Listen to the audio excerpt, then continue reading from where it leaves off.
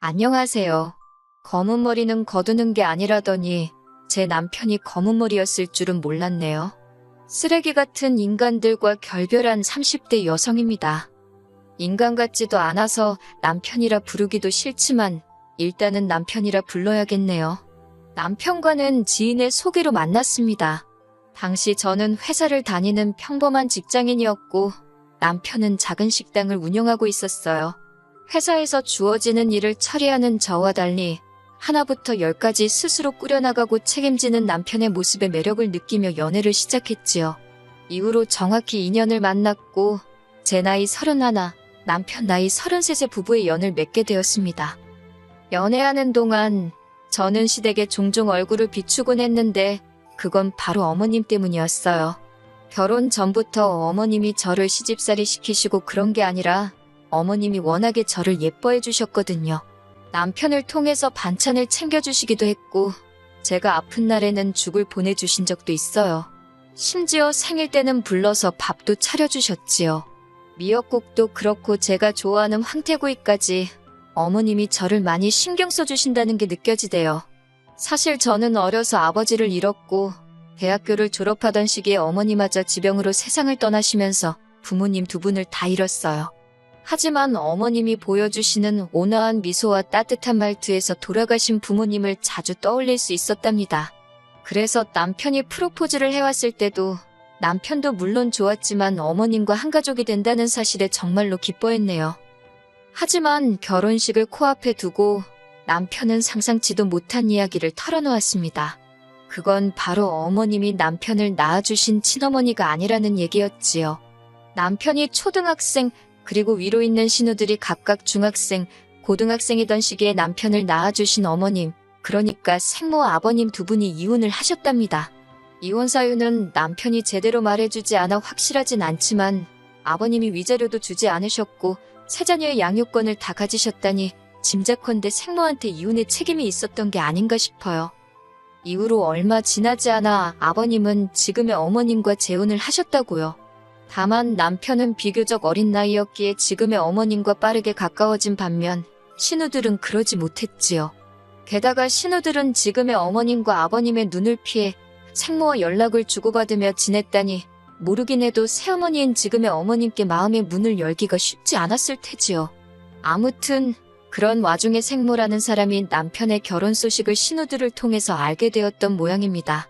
그런데 축 하나 해주고 말면 될 것을 자기가 혼주석에 앉고 싶다고 했다더군요. 신우들은 어떻게 하면 좋겠냐며 상의를 한답시고 남편에게 생모의 소식을 전한 거고요. 전 솔직히 생모도 너무한다 싶었지만 신우들도 이해가 되질 않았어요.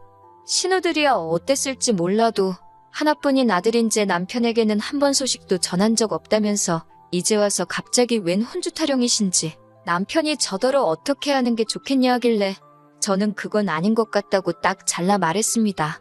20년 가까이 키워주신 어머님을 두고 뜬금없이 생모랍시고 혼주석에 앉히는 거 사람이면 그렇게 하면 못 쓴다고 그럼에도 불구하고 당신이 그렇게 하겠다고 하면 무척 실망스러울 것 같다고 했지요. 그리고 결혼식을 딱 3일 앞두고 있던 날이었어요. 큰 신우가 잠깐 만날 수 있겠냐며 연락을 해왔지요. 짐작이 가는 바가 있었으니 피하지 않고 나갔습니다.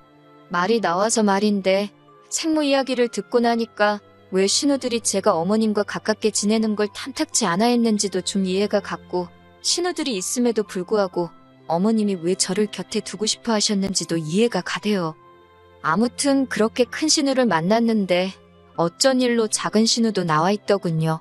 원래도 대면대면한 사이다 보니 어색하게 인사를 주고받곤 카페에 들어갔습니다. 이내 자리를 잡고 앉기가 무섭게 저더러 자기 동생과 상의는 잘 해봤냐며 본론으로 들어가더군요. 상의라니 뭐에 대해서 말이냐니까 자기들 엄마라고 표현하더군요. 엄마가 혼주석에 앉고 싶어 한다고 자식이 셋인데 둘은 이미 결혼을 했고 당신에게는 마지막 기회 아니냐며 속상해하셨다나요. 뭐 솔직히 무슨 사정이 있었는지 모르겠지만 자식 셋을 두고 나갈 땐 언제고 이제 와서 그러시나 싶어 별로 공감은 안 됐지만요. 그렇다고 제가 단도직입적으로 말하기는 입장이 그래서 그럼 지금 어머님이 서운해하지 않으시겠냐. 저는 지금 어머님이 혼주석에 앉으시는 게 도리에 맞는 것 같다고 에둘러서 거절했어요. 이 정도면 알아들었겠지 싶어서요. 그리고 다행히 신우들도 못마땅한 표정을 짓기는 했지만 제가 워낙 완고해 보였는지 더 강요는 하지 않았지요. 그렇게 결혼식 당일이었습니다. 미리 말씀드리지만 저희 어머님 아버님 두 분은 사이가 정말 좋으세요. 그날도 주인공은 저와 남편 두 사람이었지만 두 분이 주인공이라 말해도 될 만큼 멋지고 아름다우셨지요. 그런데 세상에 어디서부터 설명을 해야 할지 지금도 생각할수록 어이가 없어요.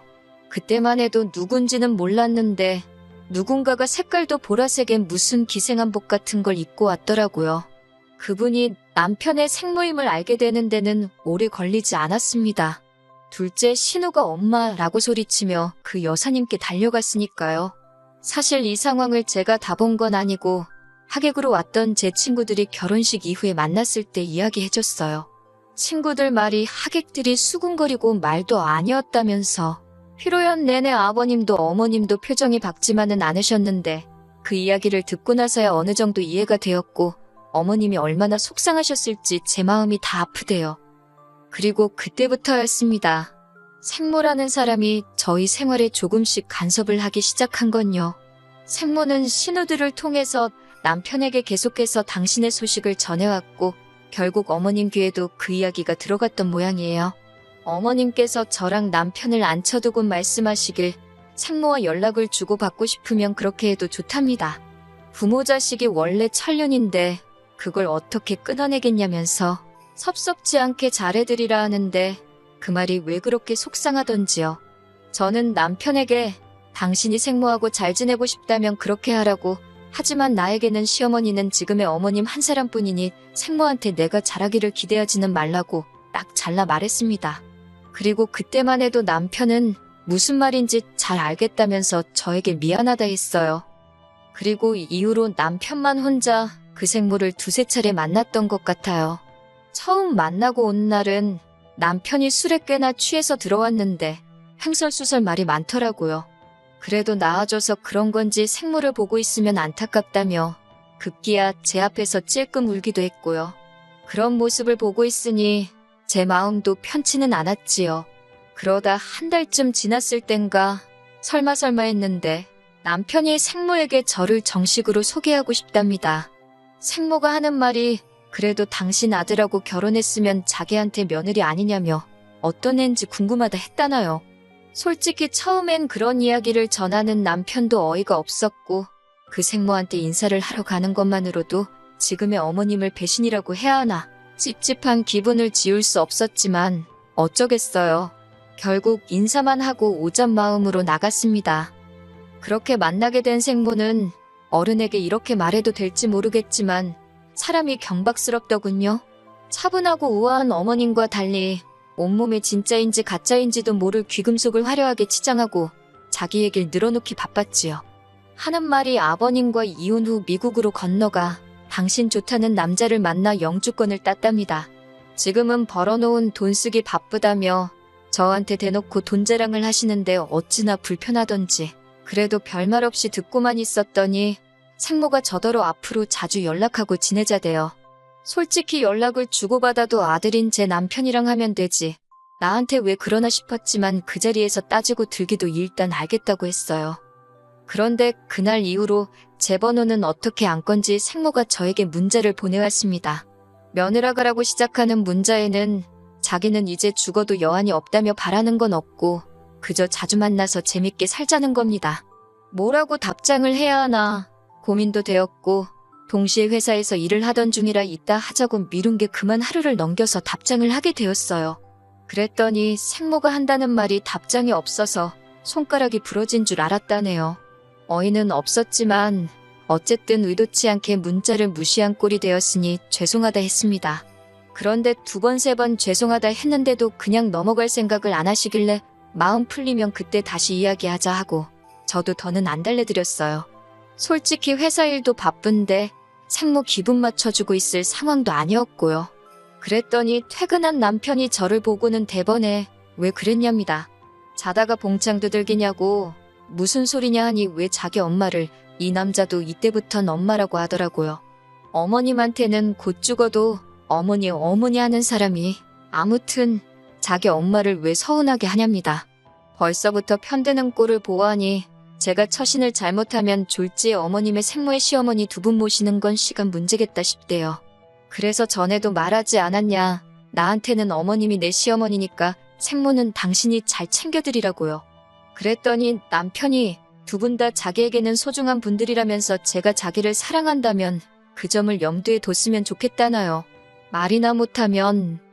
그리고 생모가 점점 저희 생활에 발을 들이밀수록 신우들의 간섭도 심해져 갔습니다. 이혼하기 몇 달 전이었어요. 제가 이직에 성공하면서 월급이 크게 올랐거든요. 마침 처녀적부터 타던 차도 슬슬 상태가 안 좋아지는 게 눈에 보이기도 했고 그래서 차를 새로 뽑기로 마음먹었지요. 남편에게도 비밀로 할 일도 아니라서 차 살 거라고 이야기를 했고요. 참고로 저희는 줄곧 재산 관리를 따로 하고 있었습니다. 제가 차를 산다는 이야기는 신우들 귀에도 들어갔고 그러자 큰 신우가 저더러 승합차를 사랍니다. 자기 엄만지 생몬지 미국에서 사느라 못 가본 데가 너무 많다며 앞으로 생모랑 다 같이 국내 여행을 다니자고요. 어이가 없어서 100번 양보해서 아버님 어머님을 모시고 다니면 모를까요? 하지만 그런 소리도 할 것 없이 싫다고 했어요. 사고 싶은 차는 이미 정해뒀고 말은 안 했지만 제가 미쳤다고 자기들 데리고 산으로들로 나들이를 왜 다니나요? 그런데 정말이지 이번에도 남편이 나서서는 신우들이 틀린 말 한 것도 아닌데 저더러 너무 나를 세운답니다. 그러면서 하는 말이 다가오는 생모 생일에는 그동안 못해준 자식돌이도 있고 하니 순금 10돈짜리 목걸이를 하나 해주기로 했대요. 황당해서 해줄 테면 당신이 알아서 해주라고 그걸 왜 나한테 말하냐 하니까 어머님 아버님 생신 선물은 우리 공동생활비에서 부담하지 않았냐면서 왜 생모 거는 자기가 혼자 사야 되냐고 오히려 저한테 따집니다. 게다가 그 목걸이는 누구 생각이냐 하니까 생모가 직접 해달라고 했다대요. 그러다 자기 죽을 때 되면 다시 3등분해서 자식들한테 나눠준다고 했다고. 그러니 저도 주는 게 아니라면서 저더러 무조건 우리가 한 200만 원은 부담해야 한다나요. 얼마 후 결국 이런저런 일들을 상의하기 위해서 저희 부부와 신우들까지 전부 한자리에 모였습니다. 신우들이 벼르고 왔는지 급하게 먼저 말문을 열었어요. 저더러 하는 말이 저희 부모님은 이 세상에 아예 없는 거니까 못 보고 살아도 슬프기만 하겠지만 자기들은 살아있는데도 못 보고 살았다며 그 슬픔이 훨씬 크고 아프답니다. 그러나 다행히 엄마가 이렇게 곁으로 돌아와 주지 않았냐며 이젠 자식된 도리를 할 차례라나요. 어이가 없어서 제가 신우들과 남편에게 물었습니다. 형님들이나 당신은 키워주신 어머님 보는 건 미안하지도 않냐고. 중간에서 난처하실 아버님 입장은 생각도 안 해봤냐니까 둘째 신우가 한다는 말이 그걸 왜 제가 걱정하냐고 그래요. 어차피 엄밀히 말해서 저는 피 한 방울 안 섞였는데 왜 어머님 기분을 제가 걱정하느냐고요. 그러면서 저더러 그런 거 따지지 말고 그냥 생모한테나 잘하랍니다. 그리고 큰 신우 하는 말이 가관이 돼요. 저더러 너는 네 부모가 남기고 간 재산도 있고 너도 잘 벌어서 별 생각이 없는지 모르겠지만 네가 그렇게 챙기는 어머님 아버님 거긴 당신들 주고 갈 돈 한 푼 없답니다. 하지만 생모는 미국에 재산도 많고 자기 애들부터 시작해서 저희도 애 낳으면 그리 유학도 보낼 수 있을 거라며 계산 잘하라고요. 신우들이 원래 속물적이고 계산하기 좋아하는 사람들인 건 알고 있었지만 그 모든 대화가 오가는 와중에도 한마디 반박조차 하지 않는 남편을 보고 있으니 실망스럽기 짝이 없더군요. 결국 집에 돌아와 남편에게 당신도 신우들의 의견에 동의하는 거냐고 단도직입적으로 물었습니다. 그랬더니 남편이 한다는 소리가 솔직히 틀린 말은 없지 않냐면서 어머님이 키워주시는 동안 자기 응석 한 번 안 부리고 착한 아들로 살았답니다. 그러니 아들 노릇은 충분히 한 거 아니냐며 어차피 어머님께는 아버님도 있으시니 자긴 이제는 생모한테 잘해주고 싶은 생각이 든대요. 그러면서 저한테도 자기를 위해서 생모한테 잘해달랍니다. 그런데 전 그 말이 어찌나 서운하고 잔인하게 들리던지 남편에게 정이 뚝 떨어져서 뭐라 대꾸하기도 싫더라고요. 그리고 그날 밤 결혼하고 처음으로 따로 떨어져 잤습니다. 잤다기보다는 거실에서 밤새 혼자 이 생각 저 생각하며 뜬 눈으로 나를 세웠지요. 이튿날 아침 마침 주말이기도 해서 남편을 붙잡아 앉혀놓고 허심탄회하게 제 속을 털어놓았습니다. 나는 당신을 이만큼 키워주신 어머님 아버님께 감사하고 그분들께 며느리로서 도리를 잘하고 싶다고요. 당신 생모가 당신에게 어떤 의미인지는 모르겠지만 솔직히 뭐 받아먹을 것 좀 있나 싶어서 들러붙는 신호들도 이상하고 거기에 동조하는 당신에게도 크게 실망했다고도 덧붙였네요. 그런데 순간 현관 쪽에서 부스럭거리는 소리가 들렸고 나가보니 남편 생모가 서 있었습니다.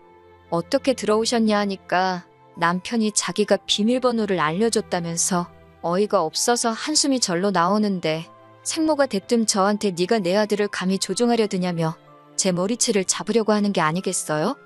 놀라서 일단 피하긴 했는데 생모는 분을 삭히지 못하는 듯 남편더러 저런 X를 무슨 마누라라고 데리고 사냐고 당장 내쫓아버리라며 악을 썼습니다.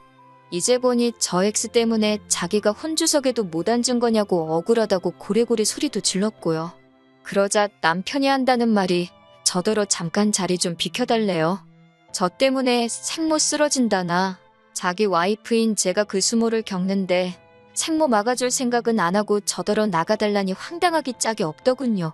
그리고 지금 제가 물러터지게 행동하면 앞으로 이보다 험한 꼴을 더 당하면 더 당했지 덜할 리는 없겠다 생각에 정신이 번쩍 들대요. 제가 둘만의 자리가 필요하면 생모 데리고 네가 나가라 했습니다. 이 집 내 집인 거 잊었냐고 네가 뭔데 남한테 비밀번호를 알려주고 말고 하냐고 저도 빽 소리를 질렀지요. 그랬더니 생모 눈이 커지면서 남편더러 이건 네 집 아니냐고 묻더라고요. 그리고 결론부터 말씀드리자면 남편과 저는 이혼을 했어요. 1년 가까이 지저분한 싸움이었지만 결국엔 오가는 위자료 없이 깔끔하게 남남이 되었지요. 어머님 아버님이 참 많이 우셨습니다. 어머님이 앞으로도 종종 볼 수 있겠냐 물으셨지만 솔직히 어떻게 다시 만날 수 있겠어요. 저도 많이 슬펐지만 그저 어머님, 아버님하고 건강히 오래오래 사시라고 했네요. 그리고 어처구니없게도 이혼 소송 끝나고 얼마 지나지 않아서 어머님이 그동안 말씀하시던 미국에 있는 재산도 영주권도 다 거짓말이라는 게 들통났습니다. 한국에 오신 건 미국에서 불법 체류로 쫓겨나신 거고 이후로 어떻게든 아들한테 눌러붙으려고 했던 모양이 돼요. 신우들은 어느 정도는 알고 있었던 것 같은데 자기들이 모시기는 싫으니까 저희한테 덮어씌우려 했던 것 같고 정말 끝까지 실망을 안 시키더라니까요. 지금 저는 이직한 새로운 직장에서 능력을 인정받으며 하루하루 새롭게 살아가고 있습니다. 종종 남편에게 다시 한번 기회를 달라는 저와 함께 어머님 아버님께 효도하며 살고 싶다는 개소리도 문자로 받으면서 말이에요. 아이러니하게도 그런 문자가 올 때마다 이혼하기를 정말 잘했다는 생각이 든답니다. 그리고 가끔 친어머니처럼 저를 품어주셨던 어머님 생각이 나곤 하지만 어쩔 수 없는 일이니 미련 갖지 않으려고요. 그저 어디선가 저도 어머님 아버님도 잘 살기를 바랄 뿐이에요.